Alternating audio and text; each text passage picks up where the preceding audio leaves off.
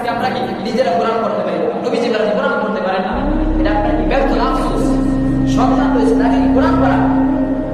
আমার মনে হয় যে আপনার সমাজে মাদ্রাসা ছিল সেখানকে আপনি শিখাইতে পারেন না। আগের যুগে মানুষ কি এক দেশ থেকে বাংলাদেশ থেকে ভারত যাইতে, বাংলাদেশ থেকে সৌদি আরব যেতে কি একটা আয়াত ছিল, আর আজকে আপনাদের কি সমাজে মাদ্রাসা, ঘর থেকে বের হয়ে মাদ্রাসা, সেখানে কি আপনারা পড়াইতে পারেন না। আপনার মতো ব্যর্থতা, আপনার মতো জাহেল কি রয়েছে। ঘরের সামনে মাদ্রাসা আপনি শিখাইতে পারেন না।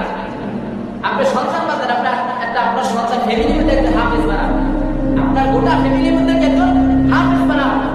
নবীজির একটা হাদিসের অন্তর্ভুক্ত হয়ে যাবে যে আপনি কোরআন পারেন না, আপনার সন্তান পারলেন না, যে আপনি একটা আলেমের কি আত্মীয় স্বজন হয়েছে, আত্মীয় পাবেন একটা আলেমের সাথে কি সম্পর্ক রাখেন, ভালো সম্পর্ক রাখেন। এই সম্পর্ক রাখার কারণে আল্লাহ তাআলা আপনাকে জান্নাত দিতে পারেন। বলবেন যে জান্নাত এত সোজা। আরে ভাই, আল্লাহ তাআলা এই জান্নাতের গুনাহ হিসাব করে জান্নাত কি কেউ যাবে কিনা সেটাও কি সন্দেহ।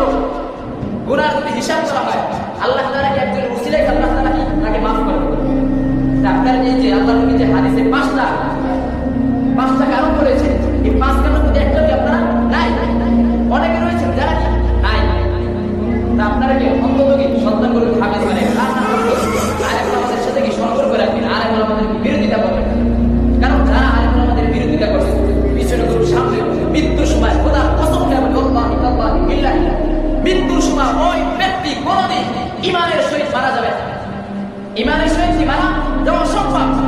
কারণ আল্লাহ নবী বলেন ইল্লাল উলামা ওয়ারাসাতুল আম্বিয়া, নবীকে দেখো না, আল্লাহকে দেখো না, জান্নাত জাহান্নাম কাউকে দেখো না। আলেমদেরকে কাছে আলেমদেরকে মহব্বত করুন।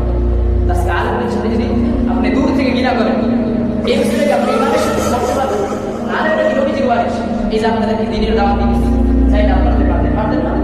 আলেমদের সাথে কেউ মৃত্যুর সময় কি জানা আলেম ছাড়া কেউ করে? যারা দেখাইতে পারবে আলেম ছাড়া করবে।